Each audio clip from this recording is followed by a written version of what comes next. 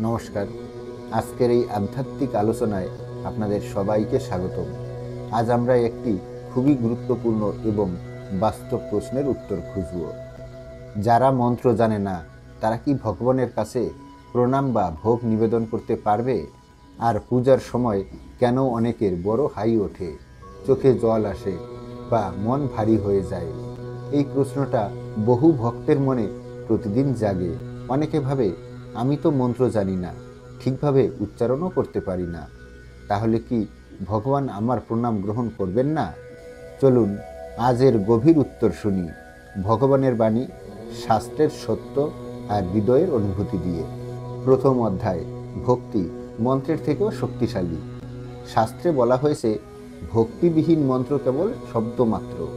অর্থাৎ যদি মন্ত্র থাকে কিন্তু হৃদয়ে ভক্তি না থাকে, তাহলে সে মন্ত্রের ফল নেই। কিন্তু যদি কারো মনে গভীর শ্রদ্ধা, প্রেম ও আস্থা থাকে, তাহলে সে মানুষ মন্ত্র না জানলেও ভগবানের পূর্ণ অনুগ্রহ পায়।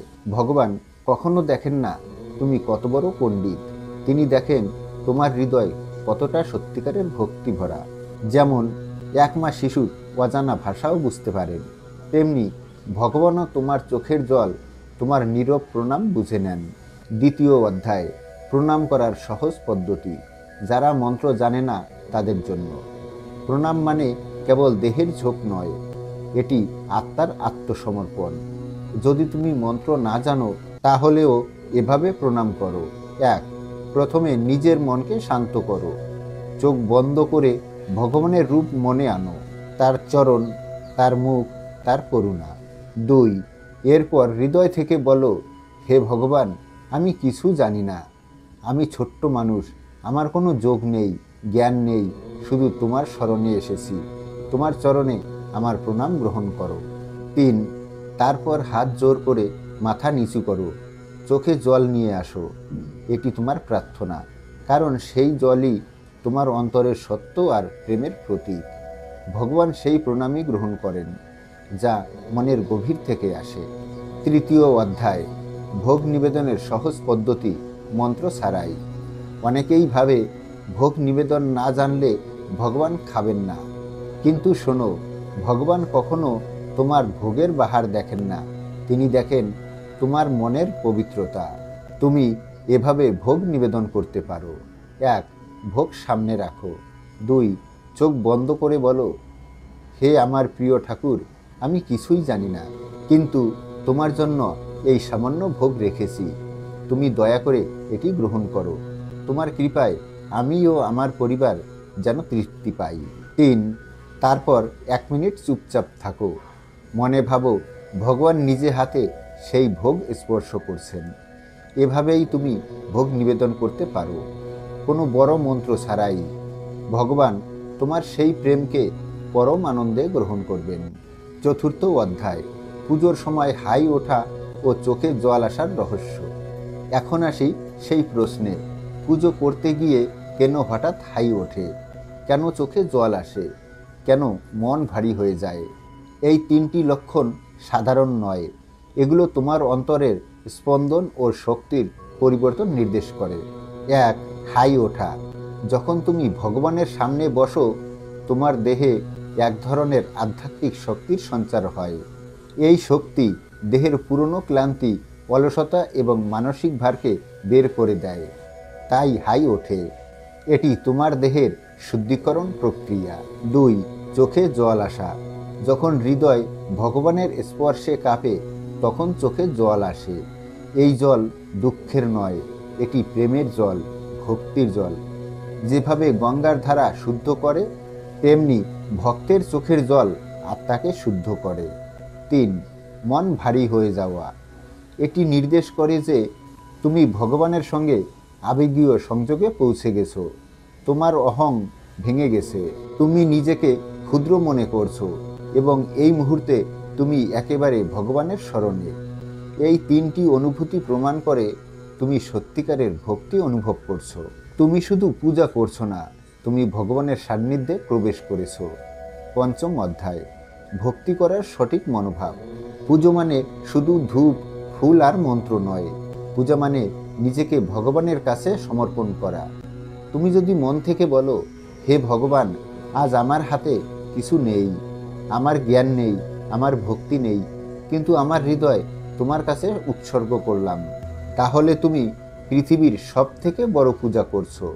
ভগবান বলেছিলেন, পত্রং পুষ্পং ফলং তয়ং যো মে ভক্তা প্রয়চ্ছতি, অর্থাৎ যদি কেউ ভক্তি সহকারে এক ফোঁটা জলও আমাকে দেয়, আমি আনন্দের সঙ্গে তা গ্রহণ করি। তুমি দেখো, এখানে কোথাও মন্ত্র জানা চাই বলা নেই। ভগবানের কাছে দরকার শুধু ভক্তি আর সরলতা। ষষ্ঠ অধ্যায়, ঘরে পুজো করার সহজ উপায় যারা নতুন তাদের জন্য। যারা নতুন পুজো শুরু করতে চাও তাদের জন্য সহজ নিয়ম। 1. সকালে উঠে স্নান করে পরিষ্কার কাপড় পরো। 2. ভগবানের সামনে বসে 1 মিনিট নিঃশব্দ থাকো। 3. একটি প্রদীপ জ্বালো। 4. বলো, হে প্রভু, তুমি আমার ঘরে এসেছো, আমার চিত্তে বাস করো। 5. এরপর তোমার যা আছে, ফুল ফল একটু ভোগ, সবই হৃদয় থেকে দাও। 6. শেষে বলো, তুমি সব গ্রহণ করো, আমি তোমার শরণে। এটাই ভক্তির মূল। এখানে কোনো মন্ত্রের জটিলতা নেই, শুধু হৃদয়ের ভাষা আছে। সপ্তম অধ্যায়, ভগবানের দৃষ্টি কখনো মন্ত্রে নয়, হৃদয়ে। ভগবান শিব, কৃষ্ণ, রাম বা মা দুর্গা কেউ তোমার ভাষা বা উচ্চারণ দিয়ে বিচার করেন না। তারা তোমার চোখের জলে, তোমার নীরবতায়, তোমার প্রার্থনায় প্রতিফলিত হন। যখন তুমি সত্যি প্রেম দিয়ে ডাকো, ভগবান তখন নেমে আসেন, চোখের জল হয়ে, হৃদয়ের শান্তি হয়ে, বা এক অদ্ভুত প্রশান্তি হয়ে। তাই পূজার সময় যখন চোখে জল আসে, যেন ভগবান তোমার হৃদয়ে প্রবেশ করেছেন। অষ্টম অধ্যায়, সাধারণ মানুষও পুণ্য অর্জন করতে পারে। অনেকেই ভাবেন, আমার কোনো উপবাস নেই, আমি নিয়ম মানি না, তাই আমি ভক্ত নই। না, এ ধারণা ভুল। শাস্ত্রে বলা আছে, যে ব্যক্তি একবারও ভগবানের নাম স্মরণ করে সে অপরিসীম পুণ্য লাভ করে। তাই তুমি যদি শুধু বলো, হে কৃষ্ণ, হে মা দুর্গা, তুমি আমার পাশে থেকো, এইটুকুই যথেষ্ট। ভগবান তোমার সেই ডাক শুনে নেন। নবম অধ্যায়, অন্তরের প্রার্থনাই সর্বশ্রেষ্ঠ মন্ত্র।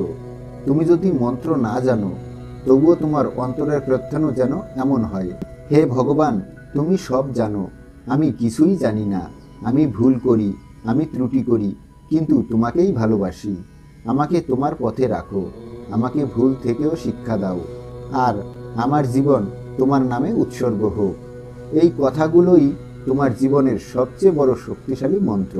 শেষ অধ্যায়, প্রিয় শ্রোতা, মনে রেখো, ভগবান কারো মুখের ভাষা শোনেন না, তিনি হৃদয়ের ভাষা বোঝেন। তোমার প্রণাম, তোমার ভোগ, তোমার চোখের জল, এইসবই তোমার ভক্তির চিহ্ন। তাই আর কোনো ভয় নয়। মন্ত্র না জানলেও তুমি ভগবানের অতি প্রিয়। ভক্তি থাকলেই ভগবান স্বয়ং তোমার পাশে থাকবেন। যখন পূজা করতে বসবে, মন থেকে বলবে, হে প্রভু, আমি তোমার, তুমি আমার। এই এক বাক্যই হাজারো মন্ত্রের থেকেও শক্তিশালী। ভক্তি থাকলে মন্ত্রের প্রয়োজন হয় না, ভালোবাসা থাকলে শব্দের দরকার হয় না, আর চোখের জলই তখন তোমার প্রার্থনা হয়ে ওঠে। জয় শ্রীকৃষ্ণ, জয় মা দুর্গা, জয় ভক্তি।